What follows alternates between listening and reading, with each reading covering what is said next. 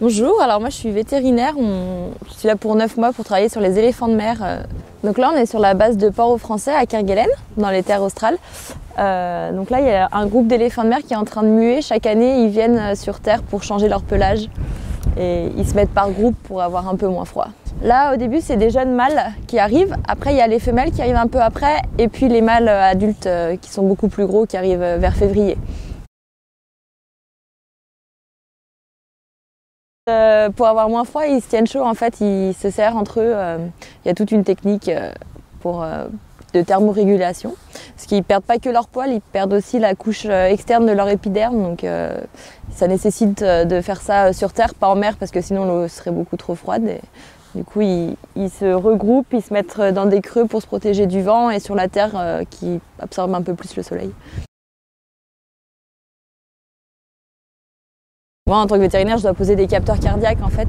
Donc il y a une chirurgie à faire et ça prend le rythme cardiaque, donc la dépense énergétique et la température pendant toute la phase de mue. Donc selon, on prend des points dans la journée, la météo, on prend leur place et on corrèle tout ça pour. C'est l'étude qui est faite là-dessus.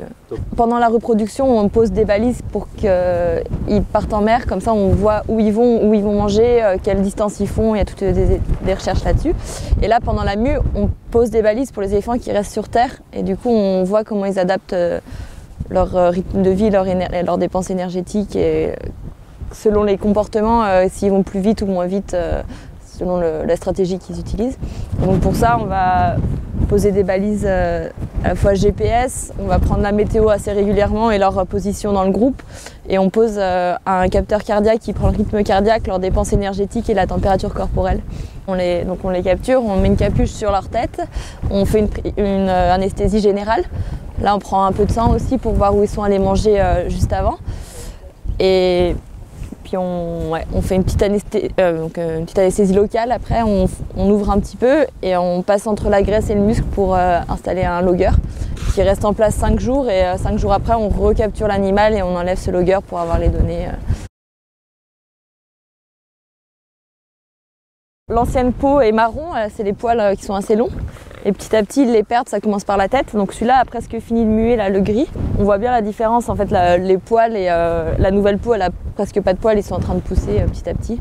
Et quand ils viennent à la reproduction, ils ont une bonne couche de poils parce que ça fait 8 mois, donc ça a le temps de pousser. Là, ils restent en terre 2-3 semaines, ça dépend pour muer, puis ils repartent en mer. Il y a vraiment des différences de comportement. Certains vont grogner dès qu'on passe un peu loin et d'autres... on peut passer à 1 mètre, ils disent rien, c'est vraiment variable. Ça, c'est Hassen qui vous parlera, comportement.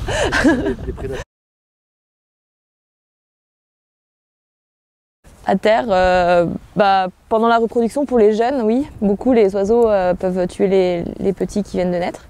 Après, les adultes, non, à part quand ils ont des grosses cicatrices après un combat, là, les oiseaux viennent toujours les embêter pour manger les cicatrices. Sinon, ils n'ont pas de... Juste les jeunes, quoi. En mer, par contre, les jeunes, il y a une grosse prédation par les orques. Les petits, les bonbons, on appelle ça les jeunes éléphants de mer.